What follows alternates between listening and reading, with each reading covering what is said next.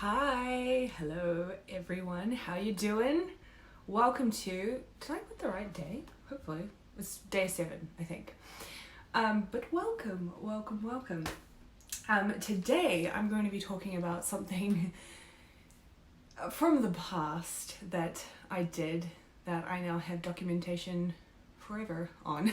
And it is the time that Marie Forleo answered my question on Marie TV about money. And I forget sometimes that I asked her this question, and I'm really glad I did, because it's a great way for me to see how far I've come.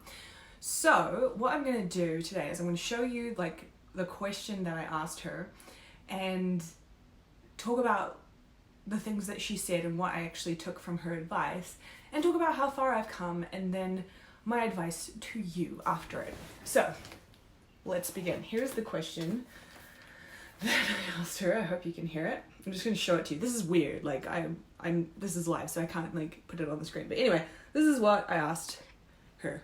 And today's question comes from Elise, and she writes, "Hi Marie, big fan.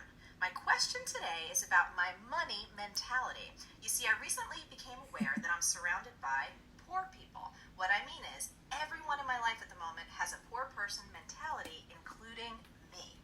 It feels like my family, friends, and even my partner are stuck in scarcity. They're scrambling for dollars, stressed out about bills, complain about the government stealing from them, and say everyone's got their hands in your pocket. It's gotten to the point where movies are out of the question, date nights don't exist, and there are no more nice dinners. It sucks. So my question is, how do you break out of the scarcity mentality when everyone around you is stuck in it? Should I cut everyone off and move to Greenland? Or do I have to constantly read books about money? Help! Love, Elise." Elise, this is an awesome... Yep. So that's the question I sent Marie Forleo back in 2013 when, oh God, I hadn't even started my job at the YMCA yet. I think I was in between jobs. I was like either working as a bridal consultant or I was a retail assistant for a retail company here in New Zealand. And I remember exactly how I felt at that time. I remember being just really stuck, really limited by what I could do. I was around people who also had a scarcity mindset. You are the company you keep, right? And I just remember feeling really frustrated because I was like, how do I get out of this? I cannot see a way out because I work in retail. Like, they don't pay much and we don't do anything like we don't have opportunities like I want. So I remember how I felt, and then I remember when I like opened Marie's email and I saw her answer my question, I was like, oh my God, people know now. People know, oh my God, they're gonna know it's me.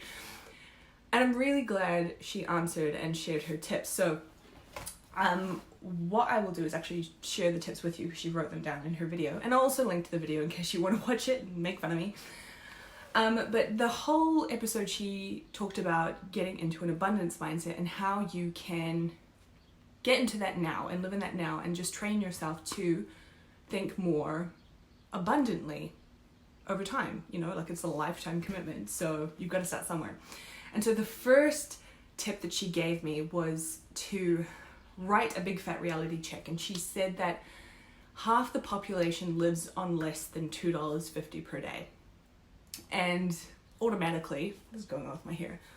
Automatically, I am not in the 50% of that population because I have more than that. I live on more than that, and I'm privileged enough to know that now. At the time, it doesn't feel like it, but that really helped me see it a lot better. And she said, even if the people in your life can only think in scarcity, only you can control your mind. And Oprah said, be thankful for what you have because you'll end up having more. And if you concentrate on what you don't have, you will never ever have enough, right? And this is so true. And I want to give an example about last year. So last year, if you're following me on my Instagram stories, you will see that I lived in Mexico for a couple of months. And I lived with 2 guys for 2 of those months. One of them was a Mexican and the other was Argentinian. And I remember we had a fridge, right? We shared a fridge, we were all roommates. And I remember going into the fridge and noticing that there was always like really old food in there, like basically rotten vegetables. Like they were old. And I didn't do anything because it wasn't my food and I didn't want to mess with it. Maybe someone was making a compost heap or something. Compost. So I didn't do anything. And then one day I was about to do a shop, so I was clearing my space in the fridge. And I had like this lettuce that I had there for, I don't know, it was like basically rotten, it was off. And so I threw it into the rubbish bin, into the trash. And I went away and went shopping and I came back and my roommate, my Mexican roommate, was eating the lettuce out of the rubbish. He like had taken it out and he'd like chopped it up and he was eating it. And I was like, what the hell are you doing? That I threw that away, that's rotten. And he said, when I was a kid, where I grew up, which was like the not so great area of Mexico City, there were days where I was so hungry and we had no food. My father had no money to buy any food. My mother had left us and I was just wandering the streets and I would go into rubbish bins, into trash cans to look for food because I was that hungry. And that's why I save everything and eat everything, even if it's basically rotten now, because I know how lucky I am to be able to have food. And when he told me that, I was like, wow, I'm a jerk. And it really put things into perspective. Living with someone who went without food. Like I've never known anyone who has gone without food. I've never been a person who went without food, like a basic human need that everyone should have who didn't. So that really helped put things into perspective for me. And so it also made me be a bit more conscious about the food that I was wasting. And also very grateful for how lucky I really am to have the privilege of growing up how I did, with the opportunities that I have and always having food on the table. So that really helped put things into perspective for me. So maybe that helps someone, I don't know. But moving on to her second bit of advice, which was get an ATM or an automatic transformative mantra. And that is to battle the scarcity mentality using the law of attraction. Have a mantra on hand that you can say whenever you're parting with money. Something like, there is always more where that came from. And this will shift you into an abundance mindset, as there's real power in words. So I definitely use affirmations and mantras all the time. My current one that I'm using is, I am deeply financially supported by the universe, because as you know, I'm working on those feelings of being supported. And more recently, when I'm paying for things, or when I'm paying bills, or when I know I have to let my money flow out, I am thinking consciously about it and sending it with love. I'm not saying a mantra, but I'm the energy is that I'm sending it with love, and I'm being grateful for the services or the thing that I'm being provided with, or the thing that I'm paying for because of it. I'm feeling those grateful feelings. So it's completely changing the experience of how I pay for things, rather than being annoyed that I have to pay for it, or kind of avoiding how I feel about paying for it. I'm consciously and deliberately feeling good about what I'm paying for. So that's another tip that I took from her. Her third tip was bring your own luxury. So in the question, at the time I was with my ex-partner, and we weren't going out much, we weren't doing much. Like we didn't have a lot of money to do anything, so we just watched a lot of movies at home and ate a lot of cupcakes. His mum at the time had a cupcake store, so we ate a lot of them.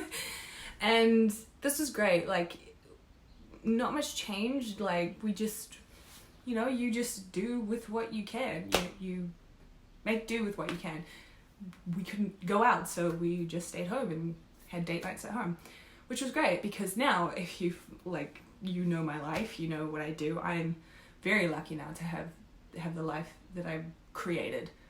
You know, I have the privilege and the luck to go out and have a beautiful, delicious dinner multiple times if I want to. I get to travel wherever I want. You know, I'm very blessed now. So I remember what it felt like to not have much and not be able to do much. Her fourth tip was to start a fun fund. And she said that you and your partner have to get on the same page, and a great way to do that is with a joint account or even a piggy bank dedicated solely to things like movies, meals out, travel, or other things you and your partner might normally say you can't afford. So we definitely did this. Like we stayed home when we needed to. We didn't like make ourselves spend money if we didn't want to. Each person would like one person would plan a date night and then the other person would plan a date night, so it was like we could do within the budget of whatever we had. And also we'd manifest things. So you guys might have heard on one of my podcast episodes that I talked about how we manifested $2,000 to be able to go to Fiji for New Year's, and it was like pretty amazing how it happened. But I was working with law of attraction then. Like even though I had a very strong scarcity mindset, I was still able to manifest things at that time. And that's the thing, like I want you to know, like just because you have a scarcity mindset doesn't mean you won't be able to manifest anything at that time. You can still manifest. Our mindset isn't completely set in stone. Like our feelings like fluctuate from time to time. So when we're feeling more resistant free to welcoming in abundance, it comes, right? It comes in. When we're not as stuck in scarcity, it just flows in. It's great. So that is what we did for our fun fund. And then her fifth tip was build your knowledge bank. So until you have your money game together and you're living in an abundance mindset, you need to keep reading books on money, going to seminars, listening to audios, and you'll learn a ton and actively improve your money mindset. And as you know, how much I talk about how to saturate your mind and why you should saturate your mind with content on changing your money mindset, it's important. You know how much I talk about it, and you know how much it changed me, especially when I quit my job. And that part between quitting my job, like the 6 months between quitting my job and really, really owning going full time in my business, like really sticking with it. I just listened to audio after audio, podcast after podcast. I read book after book. I did everything I could think of to drown my mind in new information around money so that I could change the circumstances of what was going to happen. Otherwise, I knew I was going to wind up going back to a job. I knew it. If I continued to think the same old way that I was thinking and I didn't change it, I was going to wind up back in a job. Easy. So I did. And I still do. I still saturate my mind. I still fill my mind. I still listen to podcasts. I still listen to audios. I do read books, but I find that for me, audio is the best way. Yes, John, what a decision it was. John is actually one of my old colleagues from my last job that I left, the job that I was just talking about. He was my BFF in our office because, oh man, we had an office. It was a lot of fun. Lots of meetings, lots of unnecessary meetings that could have been an email. But yes.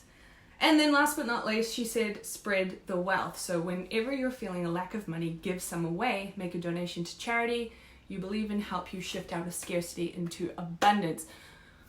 I do agree with this to a point, but if you're giving from a place of lack, you cannot then move straight into a place of giving and gratitude. I think that you should get yourself into a feeling of like being abundant. So for me, it would be feeling supported by the universe, knowing that I am always taken care of, knowing that whatever I give flows back to me. It's a constant flow, and that money is always there. Money is always available. There's always more money to make, and there's always more money to receive. And from that place, once I get myself into those feelings, then I can give openly, then I can give freely, then I have all the good juju going out to when I give this money. And I don't have to have a lot of money to give that. Like, you can feel abundant even when you're not actually abundant per se, but if you feel the feelings and then give money, I think that's the better way to do it, a better use of your energy. So yeah, that are that was Marie Forleo answering my question. I highly recommend you go and watch the episode, and feel free to comment if you like. But yeah, as you can see, that was 2013. This is 2019, and I've come a long way since then with constant work on my mindset, constant work on my business, and constant work on believing in myself. I think that's really important, is that you always bet on yourself, you always believe in yourself. So if you're at that place where you feel like whatever you're doing is not working and it never seems to work for you, and you know this stuff and you read this stuff and it feels like yeah, but it's not working for me, what about me? Remember that you were in a different place years ago. Like if you have some kind of documentation like I do with Marie Forleo's episode, or if you have a journal entry or something that where you wrote about where you were at, or something that shows you where you were at, and you can look at it from today and realize how far you've come since then, that's going to be really powerful, really empowering, to show you that you're always progressing even when you don't feel like it. You're always learning even when you don't feel like it. Everything you're doing is leading you to where you want to go, even if it doesn't feel like it. I remember Jack Canfield, he talked about like point A to point B. You want to get from point A to point B. And most people think you go straight to point B, right? But it's not. It's literally like the windiest, longest path ever.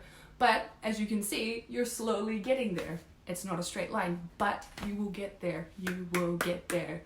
Trust me. If I can do it, anyone can do it. Like me, I was a super negative victim, lack mindset person, and I could change it. So you 100% can change it too. So I hope that you learned something from this today. That's all from me. Again, if you got little nuggets from this, please share this with your friends and comment below, because I love to hear your feedback and what you have to say on this as well. And I will add the link to Marie's video, and yeah, I will catch you tomorrow. All right, bye.